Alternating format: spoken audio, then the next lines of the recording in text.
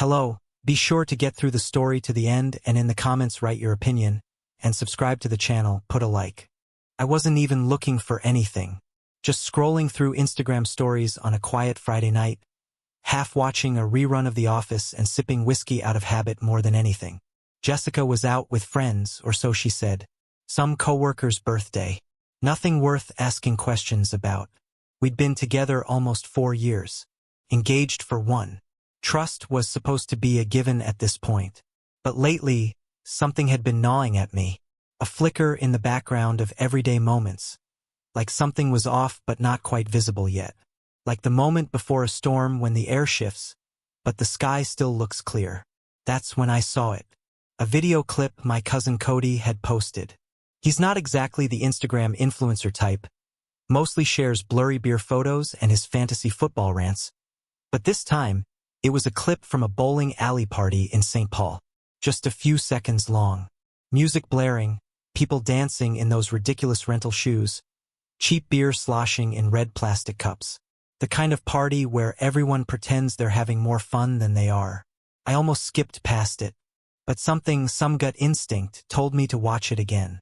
And there she was, Jessica, in the background, just out of focus at first, standing next to some tall guy in a flannel.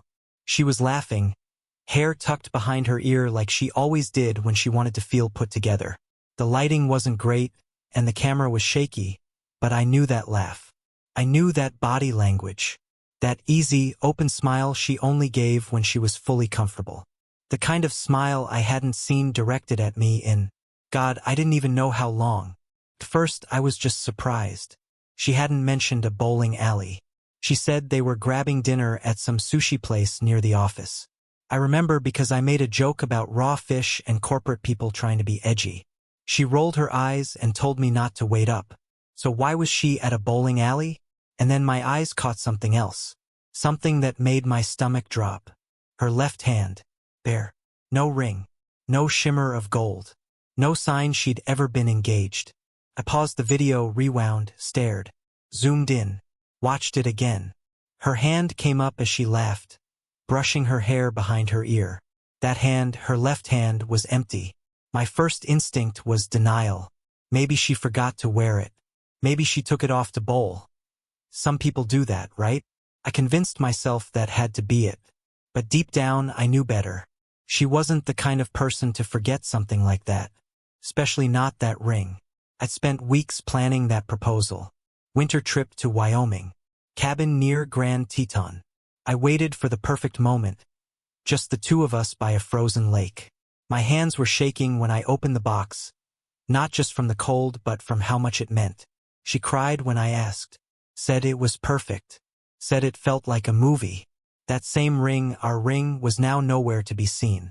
Not on her finger. Not in that video. Not even acknowledged. I didn't say anything that night. Didn't text her. Didn't call to ask where she was or who she was with. I just stared at my phone for a long time. The image of her bare hand burned into my memory. It was one of those moments where the world keeps spinning around you, but you suddenly feel disconnected from it. Like you've stepped out of your own life and started watching it from a distance. I thought back to the past few weeks. The subtle shifts. How she started being too tired for anything in asterisk mate. How she took her phone everywhere, even to the bathroom. How she started wearing perfume more often, even when she said she was just running errands. At the time, I told myself I was overthinking. That we were just in a lull. Every couple hits those. It didn't mean anything, right? But now it felt like all those little things were puzzle pieces clicking into place. It wasn't about the bowling alley. It wasn't even about the guy standing next to her in the video. It was about the ring, or more specifically, the absence of it. That ring represented a promise, a future, a choice, and she had chosen to leave it behind. I went to the kitchen and poured myself another drink. Slower this time. The clink of ice hitting the glass was the only sound in the house. It echoed in a way that made the silence feel heavier. Not the peaceful kind of silence you get when everything's okay. This was the kind of silence that fills a room when something's just broken, and you're the only one who knows it. I sat back down on the couch and stared at the dark screen of my phone. No texts from her. No updates. Just that video playing on a loop in my mind. She hadn't lost the ring. She had hidden it. And whether she knew it or not, that told me everything I needed to know. The next morning, I woke up to her usual flood of texts. Good morning, babe. Hope you slept okay. I miss you. Can't wait to see you later. Every message came through like nothing had changed. Like her finger hadn't been bare the night before. Like she hadn't just erased our engagement in the background of some stupid party clip. I stared at the screen for a long while, thumb hovering over the keyboard. I could have asked her right then, where was your ring? Who was that guy?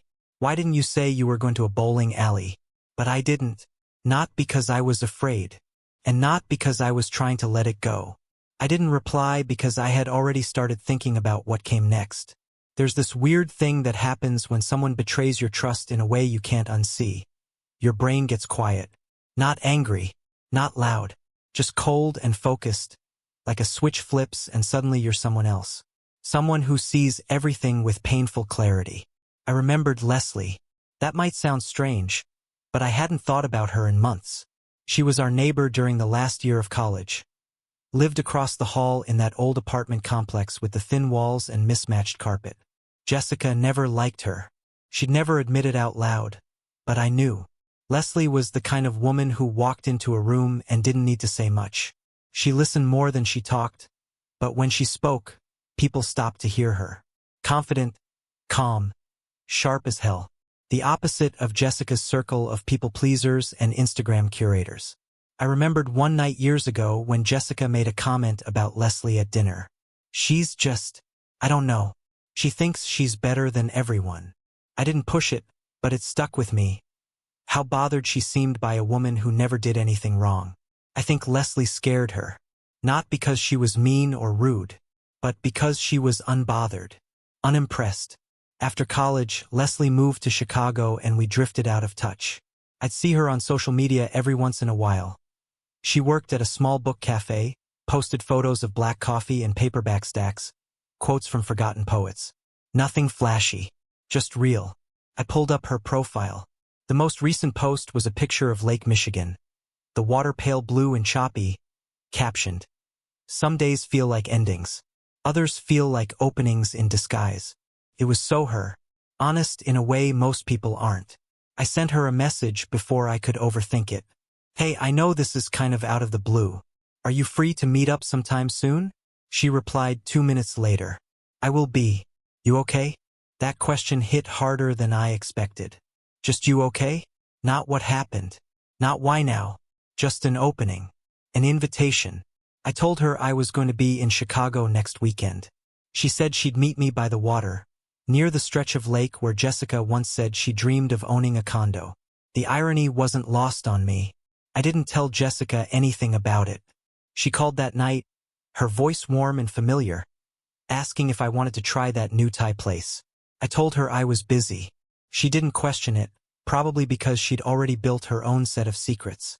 It's funny how the balance shifts once you stop giving someone the benefit of the doubt. You start to notice how rehearsed their affection sounds. How they only reach for you when they're afraid they're losing their grip. Over the next few days, I barely spoke to her. I kept it minimal. Short replies. No emojis. No softness. She noticed. I could tell. Her messages got longer, more emotional. I miss your energy lately, she wrote. Are we okay? I didn't answer that one. Let her feel the weight of the question. Friday came. I packed light, just a duffel bag, a jacket, and the velvet box. I don't know why I brought it. Maybe for closure. Or maybe to see if it still meant anything. The ring had been sitting in my drawer for a year now, mostly untouched, except for the few times I caught myself holding it when I couldn't sleep. It used to symbolize hope, promise. Now it felt like evidence. I got into Chicago that afternoon and checked into a hotel not far from the lake. The city felt louder than I remembered. Colder. But in a good way. Like the noise was washing something off of me I didn't know I'd been carrying. The next morning, I walked to the lake early. It was overcast, with a brisk wind coming off the water that made my fingers ache. Leslie was already there when I arrived. Leaning on the railing, hair pulled back, hands in the pockets of her coat. She looked the same. maybe a little more grounded, wiser, like someone who had been through a few quiet storms and come out better for it. We didn't say much at first, just nodded, stood there, shoulder to shoulder, listening to the waves slap against the shore. When she finally looked at me, she didn't ask what happened. She just said, "You don't look surprised." I shook my head. "I think I stopped being surprised a while ago." She nodded, eyes on the horizon. "So what now?" I reached into my coat pocket, pulled out the box, and handed it to her. She looked at it, eyebrows raised. "Is this what I think it is?" "Yeah," I said. "It doesn't belong where it was." Leslie didn't hesitate. She opened it, looked at the ring for a moment, then slid it onto her finger. No ceremony, no drama, just a quiet understanding. Fit perfectly, and just like that, everything shifted. We sat on a bench near the edge of the water, that sharp wind biting through our coats, but neither of us cared. It was the kind of cold that makes you feel clean, like it's burning something away that needed to go. Leslie looked down at the ring, turning her hand slightly so the light caught it. "You sure about this?" she asked quietly. "I've never been more sure about anything," I said. And that was the truth, because it wasn't just about the ring. It wasn't about her or even Jessica. It was about the moment I stopped pretending. The moment I realized love isn't about how long you hold on. It's about who you become while you're holding on, and who you have to become when it's time to let go. Leslie didn't press me for details. She wasn't trying to get the full story or to hear the drama. That wasn't her way. But when I told her, briefly, just enough, what had happened, she just nodded, like it confirmed something she already knew. "She was always trying to be seen," Leslie said after a while. "By everyone but you." I didn't say anything, but yeah, that hit. When I finally took out my phone, my hands were still shaking a little. Not from the cold, but from the weight of what I was about to do. I turned the camera toward us, focused on her hand resting gently on mine, the ring catching the silver of the cloudy sky. Her nails were plain, no polish, no performative poses, just real. 1sh*T. That was all I needed. I opened Instagram. My hands moved without thinking. Caption, tags, share. Now on someone who truly values it. Simple. No names. No explanations. Just the photo. And the silence that followed. I didn't check it immediately after posting. I put the phone back in my pocket and kept my eyes on the lake, letting the wind sting my face, letting the feeling settle.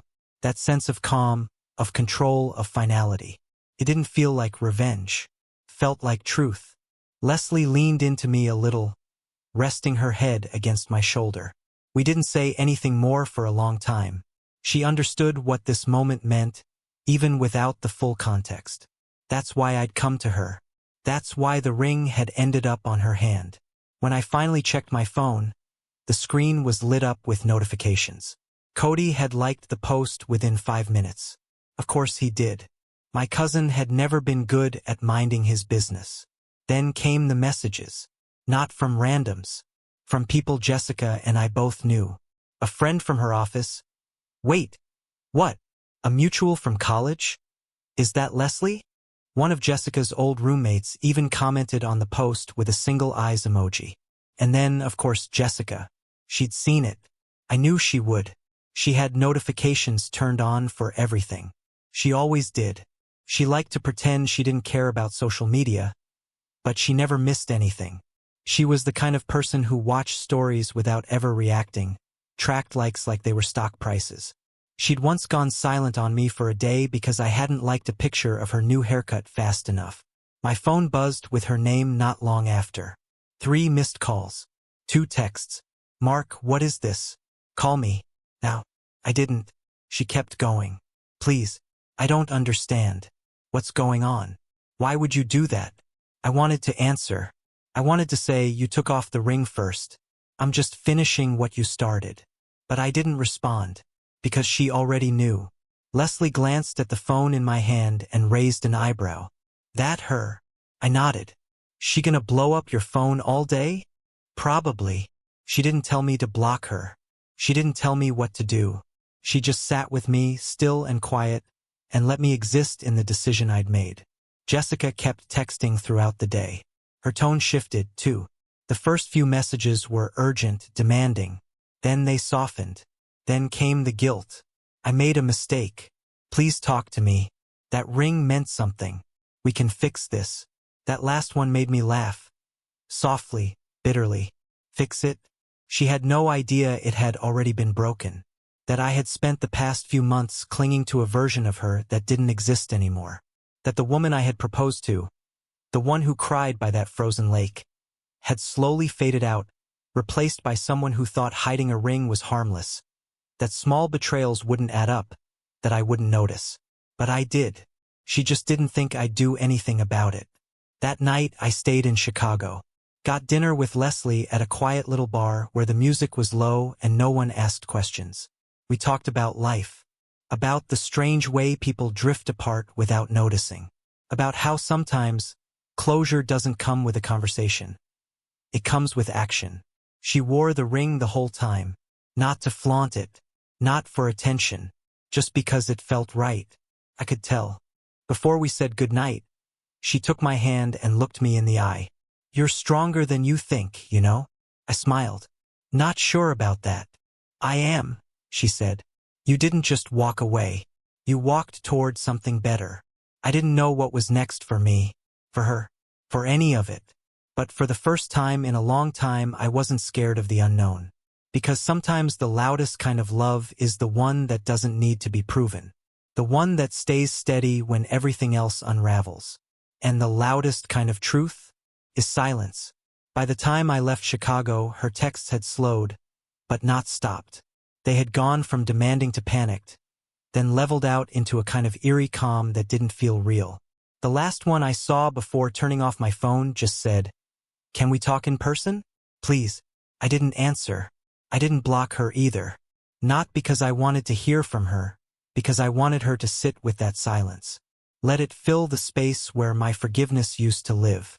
Let her realize that not every wound comes with a clean bandage and a second chance. I got home late Sunday night. The house felt different. Not because anything had changed, but because I had. Same furniture, same walls. But it all felt like it belonged to another version of me. The version who still believed she wore that ring even when I wasn't looking. I left my bag by the door and dropped my keys in the dish. The quiet was heavy, but not suffocating. More like still. The kind of quiet that comes after a long, necessary storm. I sat down on the edge of the bed and looked around. Her jacket was still hanging on the back of the door. Half a bottle of her shampoo in the bathroom. That book she never finished still laying open on the nightstand like it was waiting for her to come back and pick up where she left off. But there was no picking up from here. Not anymore. I was brushing my teeth the next morning when I heard the knock on the door. It wasn't urgent or angry. Just there. Like she already knew I'd been expecting her. I walked downstairs slowly. Not because I didn't want to see her, but because I already knew what she looked like on the other side. I could picture the panic behind her eyes. The way she'd be clutching her phone like it was a lifeline. The way she always did when she was out of words but still desperate to speak. When I opened the door, there she was. Jessica. Messy hair pulled into a bun, dark circles under her eyes, hoodie sleeves pulled over her hands. She looked small, not in stature, in presence. Like someone who'd rehearsed the conversation in her head 100 times but still didn't know how to start. "Hey," she said, almost breathless. I said nothing, just stepped aside. She walked in slowly, like every inch of the hallway was weighted. She looked around like it was the first time seeing the place, even though she'd helped me pick the paint colors and argued with me about where the couch should go. She stood in the living room, her arms crossed, phone clutched tightly. "I saw the post," she said after a beat. "Obviously." Still, I said nothing. I didn't I didn't think you'd do something like that. I raised an eyebrow. "I don't mean that in a bad way," she rushed. "I just mean it's not like you. You don't do drama." "This isn't drama," I said, voice flat. "It's clarity." She swallowed hard. Can I explain?" I nodded once. "Nothing more." I didn't take the ring off because I stopped loving you, she started. It wasn't like that. Her voice broke, and she tried to catch it. I didn't know what I was feeling. I was confused. Everything just felt off lately, between us. And instead of telling me that, I said, you took off the ring, then went to a party and pretended you weren't engaged. Her eyes welled. I didn't plan for that to happen. It just did. And when I saw the video, I knew I messed up. Before or after you saw the post? I asked, already knowing the answer. She looked down. That was all I needed to see. You made your choice, Jess, I said, walking over to the drawer where I kept the ring box. I pulled it out and tossed it to her. She caught it, confused, opened it. It was empty. She stared into the velvet, blinking like she expected something to appear if she looked long enough. It's gone, she asked, voice barely above a whisper. I nodded. On someone who didn't have to be reminded what it meant. Her breath caught in her throat. I could see the exact second it hit her, that this wasn't a fight. It wasn't an argument. It was a finale. She didn't scream, didn't cry, just stood there, silent and stunned. No speech, I asked. No grand explanation? She let out a shaky breath. I had one, practiced it all night. Then what happened? You looked at me like you didn't know me, she said. And for the first time, I realized maybe you didn't. I shook my head slowly. No, I knew you. I just didn't want to admit who you really were. She took a step forward, then stopped herself. Can I say one thing? I didn't answer, just waited. I didn't sleep with anyone. I swear. I stared at her for a long moment. You took the ring off, Jess.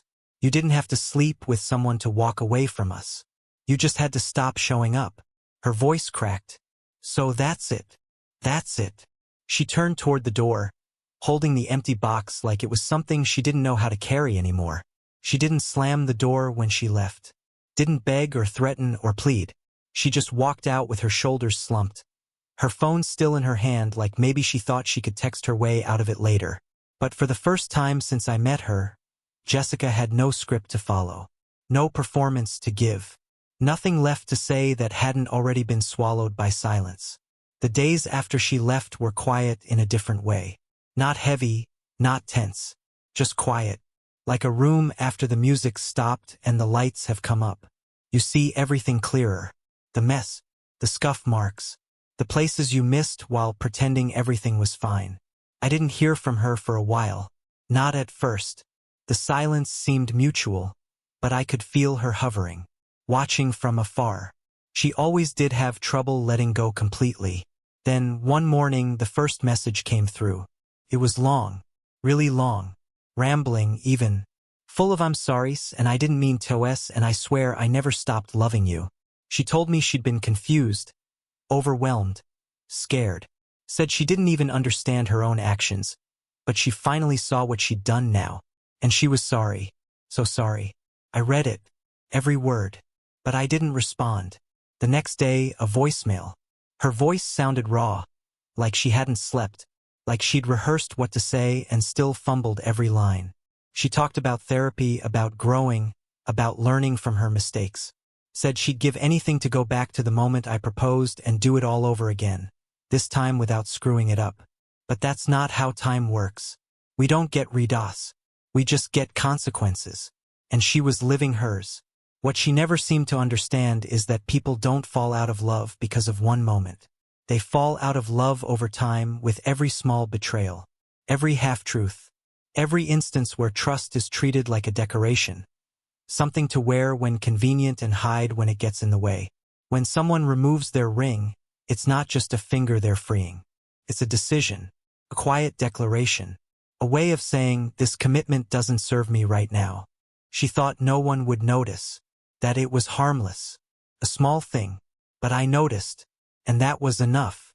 The people closest to us, our mutual friends, her coworkers, even family, started reaching out. At first, it was subtle, curious questions, soft probes. Is everything okay between you two? Then came the more direct messages after the post went viral in our little social circle. Some were on her side. Some were neutral. A few admitted they weren't surprised. But the one that stuck with me came from my older sister. Just 2 lines.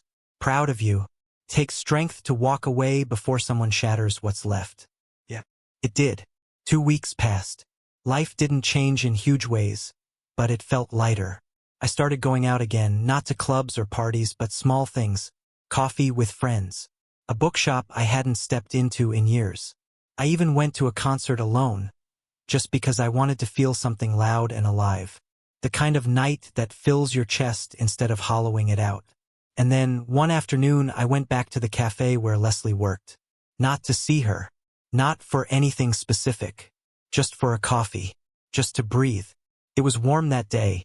The sun slicing through the windows, catching on dust particles that danced like confetti. I took my coffee and sat by the window, watching the city pass by in slow motion. That's when I saw her. Jessica. Across the street, standing half-hidden behind a lamppost. She wasn't walking, wasn't trying to be seen, but she was looking at me. Our eyes met through the glass, and for a second, the whole world stopped. Not in a romantic way, not in a cinematic, heart-thumping kind of way. Just quiet, final. She looked like someone who had just realized the door had locked behind her. Like the future she kept in her back pocket wasn't there anymore. Because I wasn't broken. I wasn't angry. I wasn't sitting there stewing in pain or plotting revenge. I was drinking coffee, laughing with friends, breathing, living. Her eyes welled, just a little. Not enough to make a scene. Just enough to crack something inside her. She lifted her hand slightly, almost like a wave, but it dropped back to her side. She turned and walked away. No dramatic pause. No attempt to come inside. Just gone. And that was it. She had hidden the ring. That's when I knew. Not suspected, knew. And instead of fighting to drag the truth out of her, instead of waiting for the story to make sense, I just acted. I put the ring on a hand that would never try to hide it. I gave my silence instead of my forgiveness. I let go instead of holding on tighter. And in the end, that was the answer. Not a confrontation. Not a scream. Not even closure in the way people think of it. Just a decision. To stop loving someone who forgot how to love you back.